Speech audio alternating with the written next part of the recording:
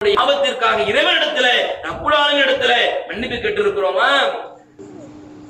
நான் எங்க கேட்கணும்? நான் என்ன பாவமா செஞ்சுட்டேன், நான் என்ன பெரிய பெரிய தப்புகளா செஞ்சுட்டேன் என்று யாராவது யோசிப்போமா?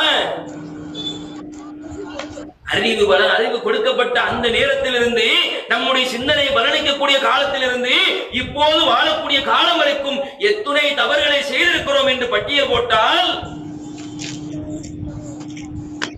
வெளியே சொல்லிடாதீங்க, அவ்வளவுக்கு அதிகமான தவறுகளை நான் செய்திருக்கிறேன் என்று அனைவருமே காணக்கூடிய ஒரு தவறுல அதிகமான தவறு செய்திருக்கிறோமா இல்லையா?